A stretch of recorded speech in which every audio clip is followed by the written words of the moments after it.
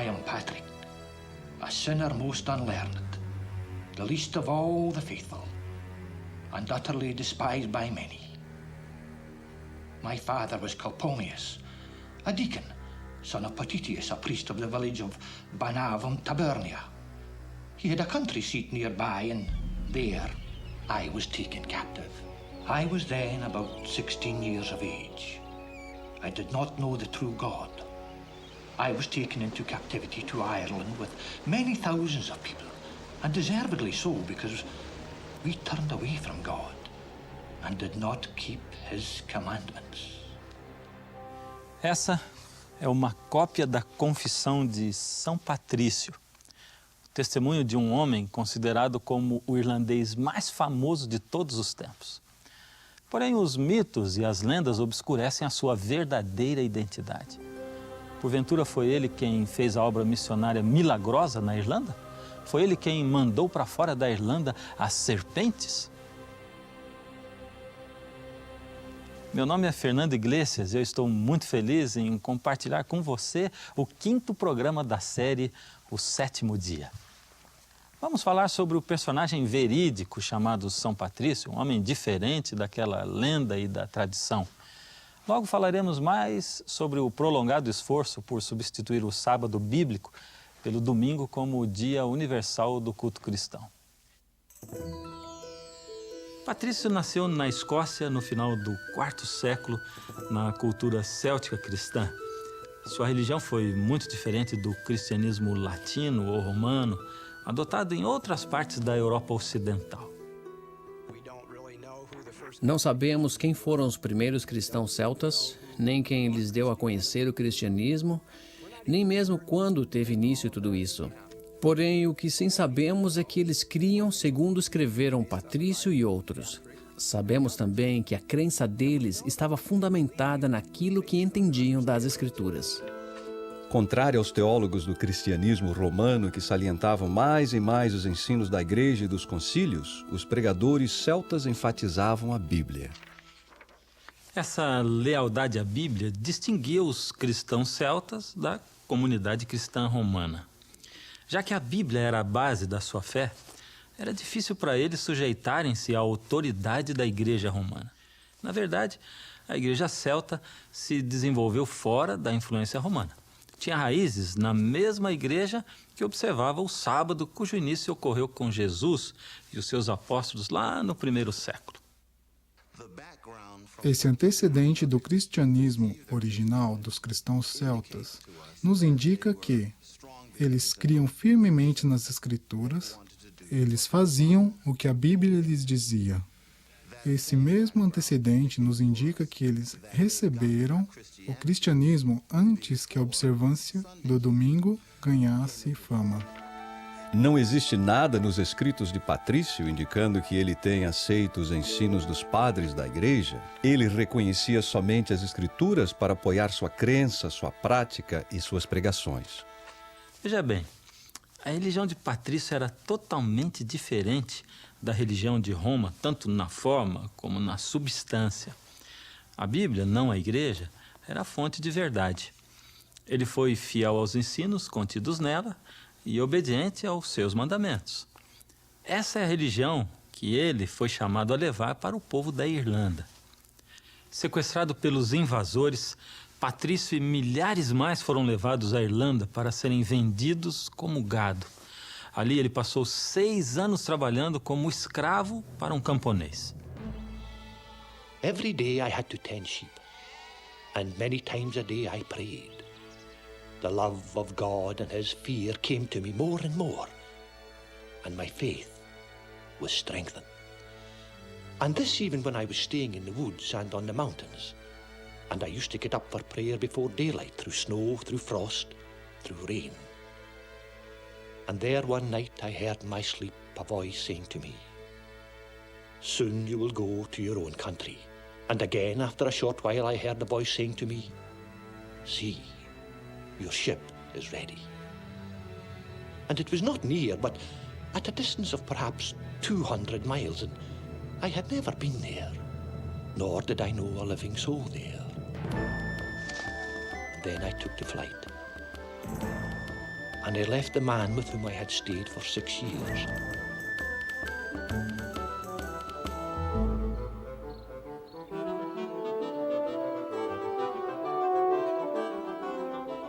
And I went in the strength of God, who directed my way to my good. And I feared nothing until I came to that ship. Patrício sempre achou que a sua fuga da Irlanda foi dirigida pela mão divina. Os seus conterrâneos lhe receberam e suplicaram que não os deixasse mais. Porém, o plano de Deus para a vida de Patrício não era para ser realizado na sua terra natal. I saw in the night the vision of a man whose name was Victoricus, coming as it were from Ireland with countless letters. And he gave me one of them. And I read the opening words of the letter, which were, "The voice of the Irish." And as I read the beginning of the letter, I thought that at the same moment I heard their voice, and thus did they cry out as with one mouth, "We ask thee, boy, come and walk among us once more."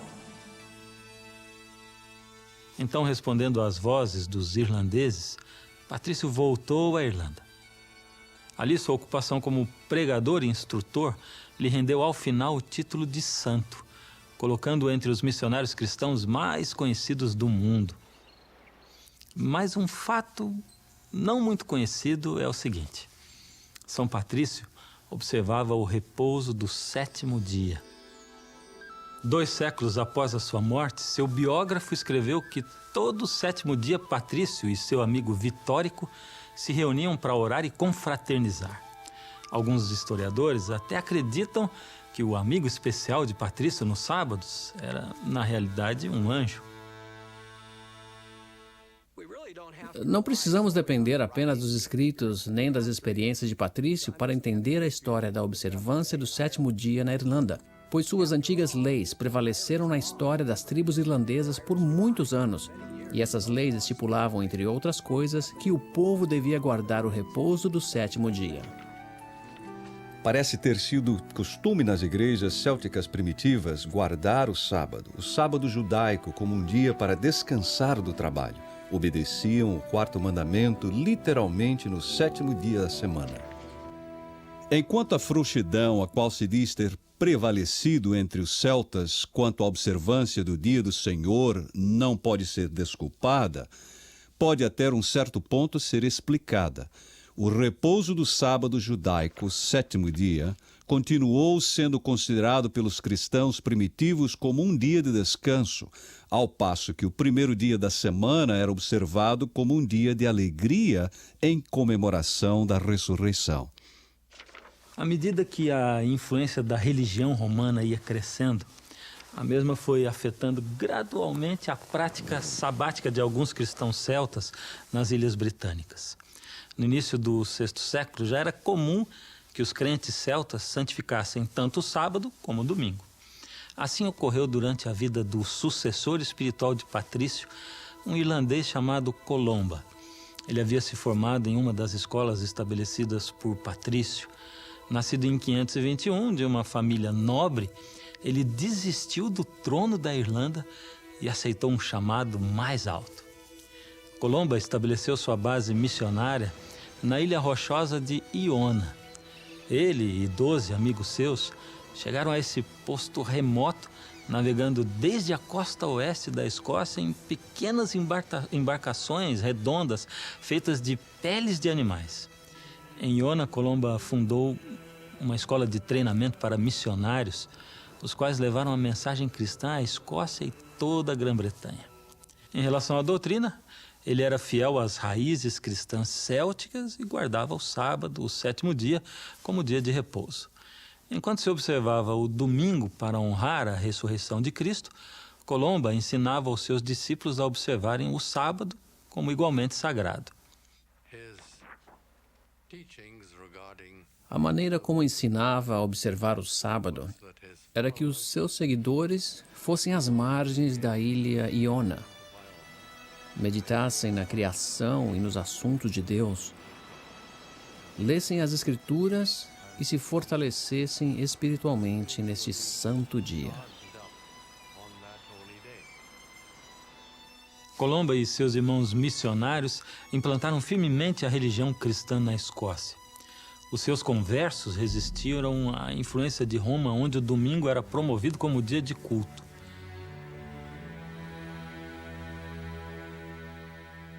Colomba morreu no ano 597, mas isso não foi o fim da história. O fruto dos seus esforços missionários, o exemplo da sua vida piedosa e a influência dos seus ensinos, tudo isso perdurou por centenas de anos. Sua observância do 7º dia da semana como o sábado sagrado ecoou entre os cristãos da Escócia com força total até o século XI. No ano 1070, Malcolm III, o rei da Escócia, se casou com Margarida, uma jovem destinada a se tornar mais famosa do que seu esposo. Ela deixou sua marca na história, principalmente como reformadora religiosa. Além do que, ela foi canonizada pela Igreja Católica Romana. Sabemos que Margarida foi criada na residência real dos piedosos reis da Hungria e desde os seus 7 ou 8 anos ela morava na residência de Eduardo, o confessor da Inglaterra, o qual também era um católico piedoso. No Palácio Inglês, Margarida viveu sob a influência dos frades beneditinos de Canterbury. Quando as condições políticas tornaram indesejada a presença da sua família, eles se mudaram para a Escócia, onde ela cativou os olhos do rei. A própria Margarida, assim parece, quis ser freira. Um relato diz quão relutante se achava para se casar com Malcolm, rei dos escoceses, porque queria se dedicar a ser noiva de Cristo, como ela mesma dizia. O biógrafo de Margarida nos afirma que, desde muito jovem, ela era muito devota à igreja e que desejava se tornar uma beata. Porém, quando ela se mudou para a Escócia, conheceu a Malcolm e este lhe pediu a mão em casamento. Embora ela não quisesse aceitar, segundo seu biógrafo, só consentiu a pedido de sua família e porque ela cria que Deus lhe estava dando uma oportunidade para efetuar sua obra no reino da Escócia. Margarida achou a corte escocesa um tanto tosca e não refinada. Então decidiu transformar tudo isso. Ela ficou horrorizada de ver como eles praticavam a religião na Escócia. Muitos ainda observavam as doutrinas e tradições trazidas da Irlanda por Colomba, quase 5 séculos antes. Uma prática religiosa do povo, em particular, contrariou a nova rainha. Desde que ela chegara à Escócia, estava descontente com a maneira como se observavam o domingo. Ela notou que o povo comum realizava seus afazeres servis no domingo. Podiam ter ido à igreja primeiro, mas depois se ocupavam em tarefas cotidianas ordinárias. Isso é o que ela tentou impedir. A rainha insistiu na observância única e estrita do dia do Senhor, domingo. O povo e o clero se submeteram, mas sem deixar completamente a reverência pelo sábado. A sobrevivência do sábado na Escócia e em outras partes é surpreendente quando se considera as poderosas tentativas de suprimi-lo. A história dos primeiros séculos do cristianismo revela um movimento definidamente antissabático e pró-dominical. Os documentos eclesiásticos identificam inequivocamente o estabelecimento religioso em Roma como centro neural.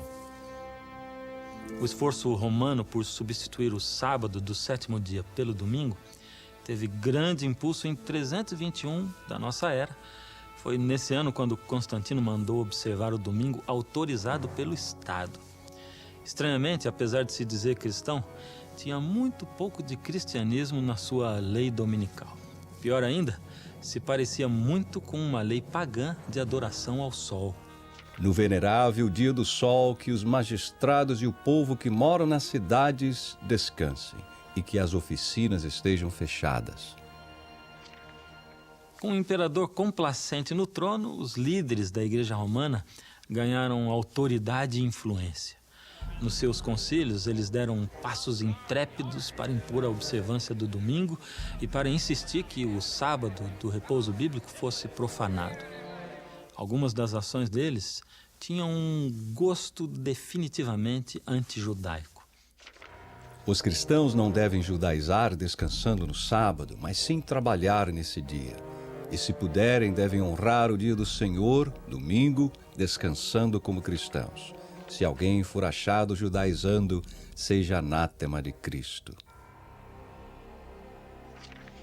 Essas declarações formais contra os judaizantes se referiam àqueles que se recusavam a trabalhar no sábado, assim como os judeus. Os cristãos que não acatassem seriam excomungados ou tirados da igreja. Esta posição extrema contra o santo dia de repouso, combinada com uma firme postura pró-domingo, passaram a ser os pilares dos ensinos da Igreja Católica. Em outras palavras, a mudança do sábado para o domingo se tornou a marca da autoridade papal. Gregório I foi papa de 590 a 604. Também conhecido como Gregório o Grande, ele foi um poderoso regente da Igreja de Roma. Efetivamente, ele reformulou o papado e influenciou o curso dos papas vindouros por vários séculos. Ele tomou uma posição radical contra o sábado bíblico. No ano 602, o Papa Gregório I identificou os guardadores do sábado com o anticristo. Foi ele quem os chamou de judaizantes, por causa da determinação deles em observar o sétimo dia como dia de repouso e culto. Tenho ouvido falar de certos homens de espírito perverso que semearam entre vós algumas coisas más e opostas à santa fé, a tal ponto de proibirem qualquer trabalho a ser feito no dia de sábado. As páginas da história revelam que mesmo um papa tão poderoso e influente como Gregório o Grande não pôde comandar a obediência universal. Sua forte oposição contra os cristãos que observavam o sétimo dia da semana como o dia santo não recebeu apoio unânime.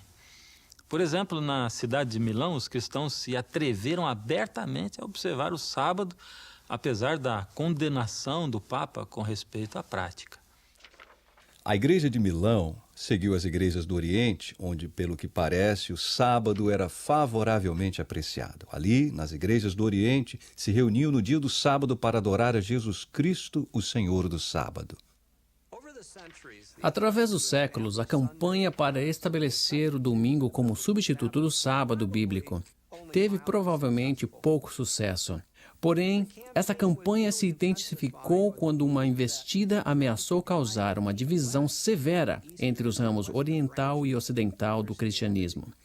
Essa investida usou um assalto direto à própria natureza e propósito da observância do sábado. Em que consistiu esse assalto? Consistiu em proibir que os cristãos comessem no sétimo dia, o qual era um jejum obrigatório. Foi um plano anti-judaico que teve sua origem provavelmente com Marcião, um herege do século II que foi expulso da igreja por causa dos seus ensinos distorcidos. Rejeitado pela igreja, ele se tornou um líder da sua própria religião, uma versão popular do cristianismo que se espalhou pela maior parte do mundo romano. Seus seguidores eram conhecidos como marcionitas. Marcião queria desacreditar o santo repouso do sábado por ser a imagem da criação. Segundo ele, a criação era uma obra má feita por um Deus mau, o Deus do Velho Testamento. Ele fazia distinção entre o Deus do Velho Testamento e o Deus amoroso do Novo Testamento. A igreja rejeitou esta ideia porque a criação foi uma obra boa e o Deus do Velho Testamento é o mesmo que o do Novo. Marcião quis converter o dia de celebração em um dia de lamentação. Foi esta sua intenção ao introduzir o jejum sabático. Embora houvesse condenado a Marcião, a igreja manteve a ideia de jejum sabático para tirar todo o atrativo do sétimo dia. Isto era absolutamente contrário ao que se ensinava no judaísmo. No judaísmo, o sábado era um dia de festa. Além do mais, jejuar no sábado significava quebrar o sábado do santo dia. Portanto, isso foi uma forma de distanciar o cristianismo do judaísmo. Converter o sábado em um dia sem comida foi uma estratégia muito eficaz. Principalmente porque a sexta-feira também era um dia de jejum para muitos crentes. Numa só geração, Os jovens cristãos cresceram com uma aversão embutida contra o santo dia do sábado, um dia de jejum e tristeza, correspondentemente contrário à atração do domingo, um dia de celebração e festa.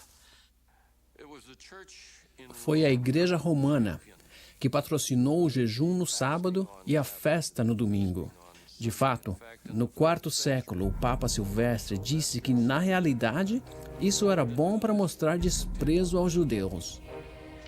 Se o domingo deve ser observado alegremente pelos cristãos devido à ressurreição, então, devido ao sepultamento de Cristo, o sábado deve ser considerado uma maldição dos judeus.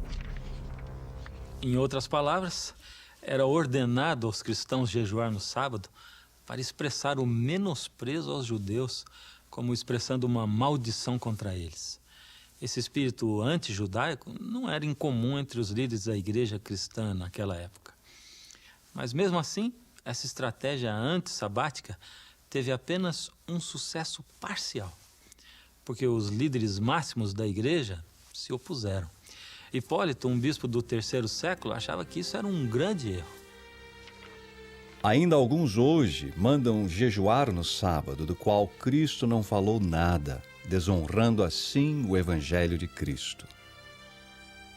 Segundo um registro, Agostinho, um dos padres mais influentes da igreja romana, defendeu os membros da igreja que ignoravam o jejum do sábado.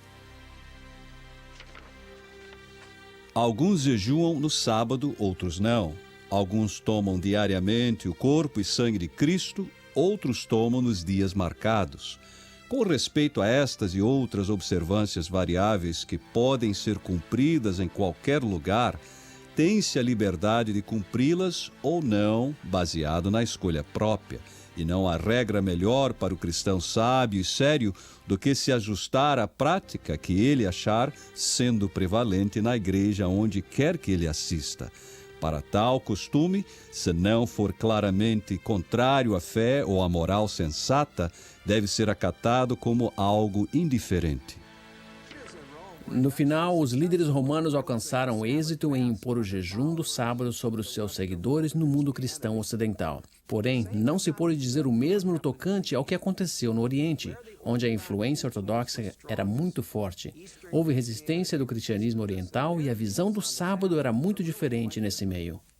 O jejum sabático não tem sentido para os ortodoxos, porque o sábado é um dia que marca a conclusão da criação e a consumação da redenção. De maneira que o sábado é um dia de celebração dupla e jamais pode ser ligado ao jejum ou lamento. O palco estava agora montado para uma grande batalha que duraria por muitos séculos.